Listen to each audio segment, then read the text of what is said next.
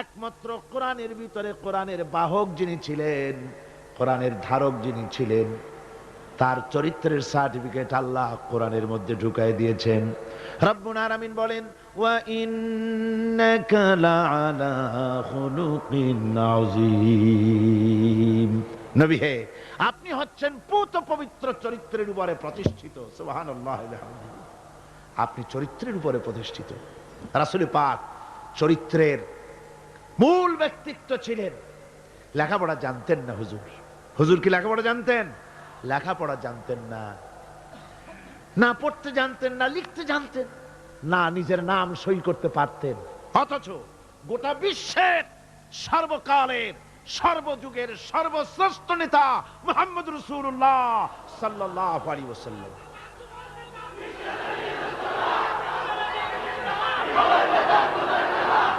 কেমন করে নেতা হলেন?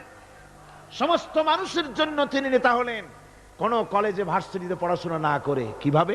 হুজুর নিজে বলেছেন, ইন্নামা বুইস্তু মুআল্লিমান, আমি পৃথিবীতে প্রেরিত হয়েছি শিক্ষক হিসেবে। জোরে কম তো, কি হিসেবে? শিক্ষক হিসেবে। কোন কলেজে পড়েন নাই। হুজুর কি কোন কলেজ থেকে গ্রাজুয়েশন ডিগ্রি নিয়েছিলেন নাকি মাস্টার্স কামেল পাস করেছেন? সুবহানাল্লাহ। নবীদেরকে আল্লাহ রাব্বুল আলামিন কোথাও লেখাপড়া করান না। তার কারণ, নবীরা যদি লেখাপড়া করতে যান তাহলে যার কাছে শিখবেন তিনি তো তার উস্তাদ হবেন, তিনি হবেন তার মুরব্বী। আর যিনি শিক্ষা দিবেন তার জ্ঞান তো সীমাবদ্ধ। সীমাবদ্ধ জ্ঞানের মানুষের কাছে তিনি শিখবেনটা কি? এই জন্য নবীদের শিক্ষক পৃথিবীর কোনো মানুষ নয়, নবীদের শিক্ষক স্বয়ং আল্লাহ সুবহানাহু ওয়া তাআলা। আল্লাহ নিজে শিখাইছেন। আমার ভাইয়েরা, রাসূল পাক সাল্লাল্লাহু আলাইহি ওয়াসাল্লামের চরিত্র এত বড় চরিত্রবান ব্যক্তিত্ব, আল্লাহর আকাশের নিচে জমিনের উপরে আর কেউ হতে পারে না। আমরা তার চরিত্রের সার্টিফিকেট সর্বপ্রথম আমরা নিলাম। আমরা রাসূলের চরিত্র দেখতে পেলাম। রাসূলের স্ত্রী হযরতে খাদিজাতুল কুবরা রাদিয়াল্লাহু তাআলা আনহা, তিনি রাসূলের চরিত্রের সার্টিফিকেট দিতেছেন। বলেন, পুরুষের চরিত্রের সার্টিফিকেট সবচাইতে অথেন্টিক কারটা? স্ত্রীটা। স্ত্রী যে সার্টিফাই করে ওইটা হলো সবচাইতে মূল্যবান। আপনি পারেন বিদেশে গিয়া খুব বেশি জামা কাপড় গায়ে দিয়ে তারপরে বলতে পারেন যে আমি একেবারে কুতুবে জামান, ইমামুল জিন্নি ওয়াল ইনস, একটা বহুত কিছু আমি বলতে পারেন, কিন্তু আপনি কুতুবে জামান না শয়তানের খালাতো ভাই, এটা বউ জানে সবচাইতে বেশি। কে জানে সবচাইতে বেশি? বউ। স্ত্রী জানে সবচাইতে বেশি। রাসূলুল্লাহর সার্টিফিকেট স্ত্রী দিচ্ছে। সুবহানাল্লাহ। দেখুন, হুজুর যখন নবুয়ত পেলেন এবং হযরত খাদিজার কাছে পেশ করলেন, লম্বা ঘটনায় যাব না। রাসূলুল্লাহ যখন নবুয়তের কথা পেশ করলেন হযরত খাদিজার কাছে, উম্মুল মুমিনিন হযরতে খাদিজাতুল কুবরা রাদিয়াল্লাহু তাআলা আনহা এক সেকেন্ডও দেরি করেন নাই, এক মুহূর্ত দেরি করেন নাই। আমরা জানি একটা স্ত্রী তার স্বামীর জন্য জান দিতে পারে, মাল দিতে পারে, ভালোবাসা জীবনে যা আছে সব উজাড় করে দিতে পারে, কিন্তু স্ত্রী কখনো স্বামীর উপরে ঈমান আনতে পারে না। পারে নাকি? টেস্ট করেন।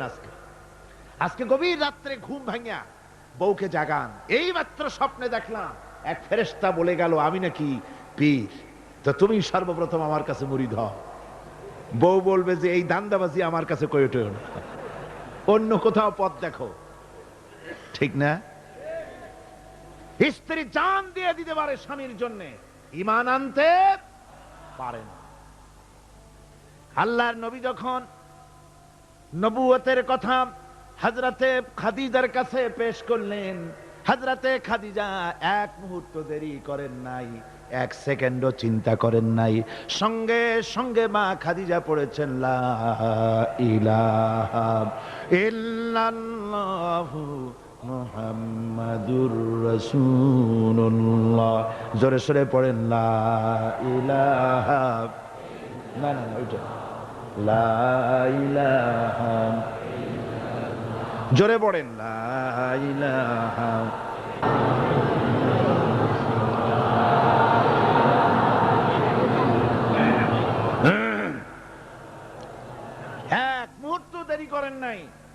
হযরতে খাদিজা সঙ্গে সঙ্গে ঈমান এনেছেন। আমার বন্ধুগণ, স্ত্রীর সার্টিফিকেট সবচাইতে বড়, তারপরে লোকটির চরিত্র কেমন, সুন্দর সার্টিফিকেট দিতে পারে স্ত্রীর পরে তার খাদেম, তার বাড়িতে যে চাকর থাকে, যেহেতু চাকর বাড়ির ড্রয়িং রুম থেকে রান্নাঘর পর্যন্ত যাতায়াত করে, লোকটি কেমন তা ভালো করে সে জানে। একজন চাকর তার প্রভুর জন্য, তার মনিবের জন্য জানমাল সব দিয়ে দিতে পারে, কিন্তু ঈমান আনতে পারে না মনিবের উপরে। আমরা দেখতে পাই রাসূল পাক সাল্লাল্লাহু আলাইহি ওয়াসাল্লাম নবুয়তের দাওয়াত যখন পেশ করলেন, রাসূলের খাদেম ছিলেন যায়েদ বিন হারিসা। হযরতে যায়েদ এক মুহূর্ত দেরি করেন নাই, সঙ্গে সঙ্গে পড়েছেন লা ইলাহা ইল্লাল্লাহু মুহাম্মাদুর রাসূলুল্লাহ। স্ত্রী, তারপরে খাদেম, তারপরে লোকটির চরিত্র সম্পর্কে ভালো করে সার্টিফাই করতে পারে তার বন্ধু। রাসূলের বন্ধু ছিলেন হযরতে আবু বকর সিদ্দিক রাদিয়াল্লাহু তাআলা আনহু। নবুয়ত পাওয়ার আগে 20 বছরের পুরানা বন্ধুত্ব। কত বছর? 20 বছরের পুরানা বন্ধুত্ব হুজুরের সাথে হযরত আবু বকরের। 20 বছরে একটা লোককে চিনতে কিছু বাকি থাকে? কিছু বাকি থাকে। হযরতে রাসূল পাক যখন বন্ধু আবু বকরের কাছে নবুয়তের দাওয়াত পেশ করলেন, তাওহীদের দাওয়াত পেশ করলেন, বন্ধু হযরত আবু বকর এক সেকেন্ডও দেরি করেন নাই, বলেছেন আপনি নবী হওয়ার যোগ্য। যে চরিত্র আপনার ভিতরে দেখেছি সাধারণ মানুষের এই চরিত্র হতে পারে না। আমি আর মোটেও দেরি করলাম না, আমি পড়ে নিলাম আশহাদু আল্লাহ ইলাহা ইল্লাল্লাহু ওয়াহদাহু লা শারীকা লাহু ওয়া আশহাদু আন্না মুহাম্মাদান আবদুহু ওয়া রাসূলুহু। আমার ভাইরা, রাসূল পাক সাল্লাল্লাহু আলাইহি ওয়াসাল্লাম চরিত্রের দিক থেকে শ্রেষ্ঠ চরিত্রবান ব্যক্তিত্ব। আপনি বলেন এই পৃথিবীতে কোন নেতা আছে জীবনে মিথ্যে কথা বলে নাই? মোহাম্মদ, এরা কি সোজা কথা মনে করেন? সহজ কথা?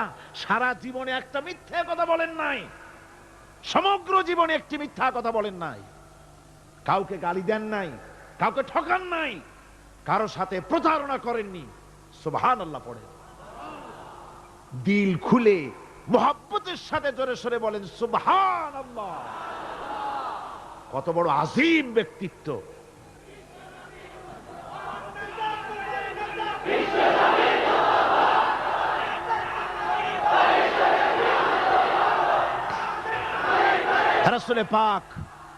রাসূল পাক সাল্লাল্লাহু আলাইহি ওয়াসাল্লাম সমগ্র বিশ্বের নেতা, ইমামুল মুত্তাকিন, ইমামুল মুরসালিন, সমগ্র পৃথিবীর মানুষের নেতা, জেনেদের নেতা, সবার নেতা।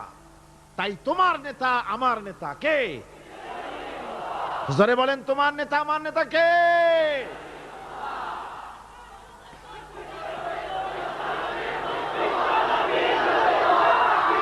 আমার ভাইরা, এতক্ষণ বললাম, এতক্ষণ বলেছি তিনি বিশ্ব নেতা। এবার শুনুন, রাসূল একদিকে বিশ্ব নেতা, আর একদিকে বিশ্ব নবী। আর একদিকে কি নবী? এর আগে যত নবী এসেছেন সমস্ত নবীরা হলেন এলাকার উপরে নবী, ভাষার উপরে নবী, গোত্রের জন্য নবী, কবিলার জন্য নবী। আল্লাহ রাব্বুল আলামিন বলেন ওয়ালাকাদ আরসালনা নূহান ইলা কওমি।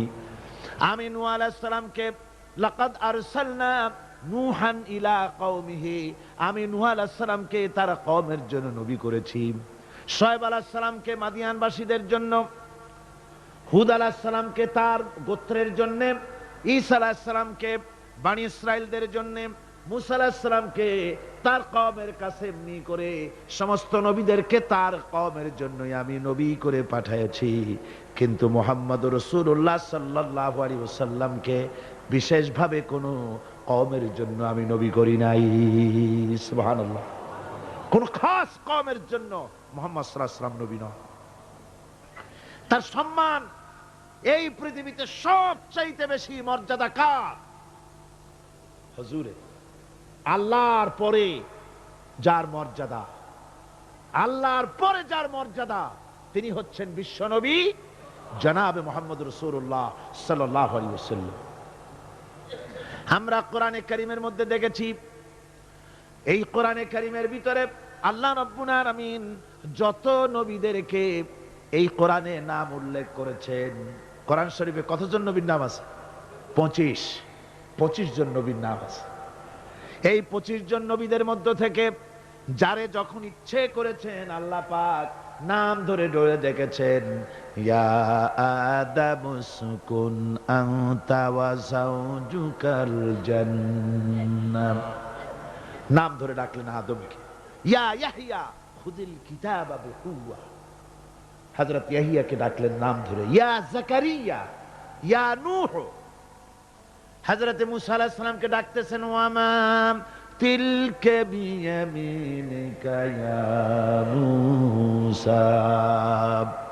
আবার যখন আল্লাহ রাব্বুল আলামিন মুসলমানদের জাতির পিতাকে ডাকার দরকার বোধ করলেন, কে মুসলমানদের জাতির পিতা? ভুল করবেন না যেন, আমাদের দেশের লোকেরা পেস লাগায় ফেলাইছে, মিছিল করে, স্লোগান দেয়, আমার নেতা, তোমার নেতা, অমুক, ছাতা মাতা, হাবিজাবি। মুসলমানদের জাতির পিতা আল্লাহ পাক ঠিক করে দিয়েছেন। কে ঠিক করেছেন? মিল্লাতা আবিকুম ইব্রাহিম হুয়া সাম্মাকুমুল মুসলিমিন। আল্লাহ পাক বলছেন দুনিয়ার সমস্ত মুসলমানদের পিতা, তোমাদের জাতির পিতা কে? হযরত ইব্রাহিম আলাইহিস সালাম। তোমরা আন্দাজে একটা পথের থেকে ধরে নিয়ে ছাতা মাতা জাতির পিতা বানাইতে পারো না। তোমরা বানাতে পারো জাতির পিতা, কিন্তু ইসলামের কাছে তার জুতার ফিতার কদর নাই।